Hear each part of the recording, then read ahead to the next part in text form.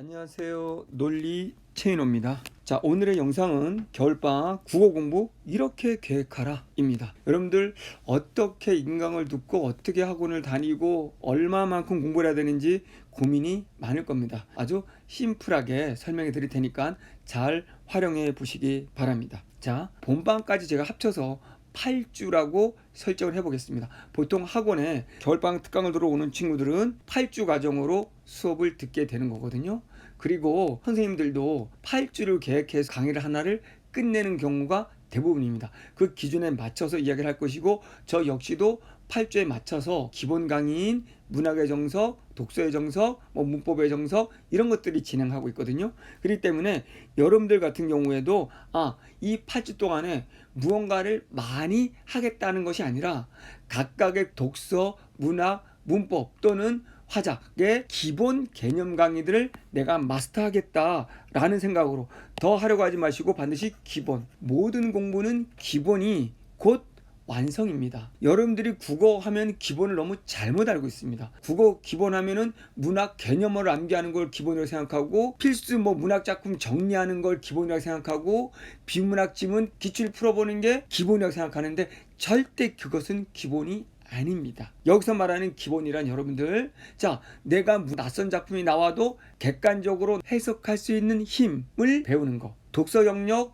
과학, 기술, 경제 이런 지식이 전혀 없어도 주어진 글을 논리적으로 읽어가는 힘을 키우는 것, 그 방법을 아는 것. 문법 같은 경우에는 문법의 하나하나의 개념들을 암기하는 것이 아니라 문법 개념의 원리를 이해해서 내가 어떤 사례에도 적용할 수 있는 힘을 키우는 것, 이게 기본이에요. 이거를 명심하시고 나는 기본만 완성해보자, 그것도 힘들다라는 겁니다. 일단은 8주가 끝나면 선생님들 강의도 완강이 돼 있을 것이고, 그 이상 더 길어지면 그 강의는 여러분들한테 크게 도움은 안 될 것 같아요. 그러니까 8주 안에 겨울방학 때 기본을 완강함과 동시에 내가 그 강의를 한 번도 반복을 했어, 그러니까 최소 2번 이상을 들을 수 있는 인강으로 계획을 한번 짜 보도록 하겠습니다. 자, 인강 완강 계획표 8주 완성을 기준으로 합니다.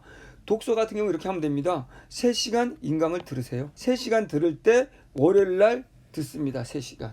오전에 3시간 듣는다고 칩시다. 보통 인강 1시간짜리 3강 정도밖에 안 올라갈 겁니다. 그러면 수요일은 다시 이걸 복습하는 방향으로 갑니다. 자, 복습의 의미는 암기를 하는 것이 아니라 깨우치는 거거든요. 일단은 복습을 합니다. 됐죠? 역시 문학도 똑같습니다. 오히려 이번에는 화요일날 문학 인강을 3시간 듣습니다. 그럼 목요일날 똑같은 내용을 복습을 합니다. 역시 암기하기 위한 것이 아닙니다. 그럼 문법 금요일날 3시간 듣고 토요일날 복습을 합니다. 그러면 일요일은 뭐 할까요? 이 중에서도 여러분이 더 듣고 싶고 약하다고 생각되는 것들을 해도 됩니다. 자, 그럼 또 한 가지, 저는 이 복습 인강 한 번 더 듣는데 빨리 끝났어요 라고 했을 경우 이제 한번 봅시다. 복습과 원리 적용하는 겁니다. 자, 복습을 할 때 목적이 뭐라고요? 절대 다시 들으면서 그 내용을 암기하기 위한 것이 아닙니다. 깨우치기 한 겁니다.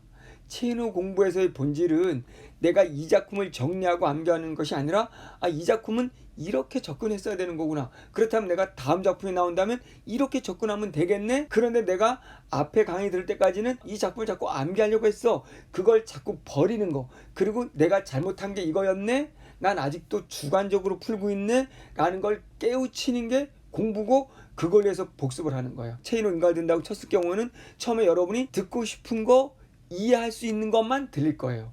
근데 다시 두 번째 들으면 내가 놓쳤던 거, 이해가 되지 않은 거, 들으려고 하지 않았던 것도 들리게 되는 거예요. 그러기 위해서 복습을 하는 거예요. 복습한다고 해서 빠른 배속으로 들으면 절대 안 됩니다. 그렇기 때문에 깨우치기를 위해서 복습을 한다, 암기가 아니다. 그래서 강의 두 번째 들을 때는 내가 처음 듣는다는 생각으로 다시 한번 들어보자. 원리를 적용한다는 말은 뭐냐면, 일요일날 하거나 아니면 2시간은 복습, 1시간은 원리를 적용해 보는 거예요. 그럴 때 독서 영역 같은 경우에는 다시 2년 전부터 독서 지문들이 짧아지기 시작했어요. 2년 또 전 한 3년 동안은 굉장히 길었어요. 7, 8단락으로.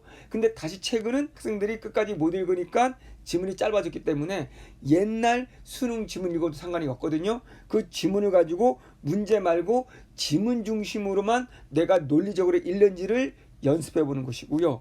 문학 같은 경우도 마찬가지로 요거는 최근 기출문제 한 2, 3년치를 가지고 놓고 자 1시간 안에 하나만 할 수 있으면 하나만 하세요.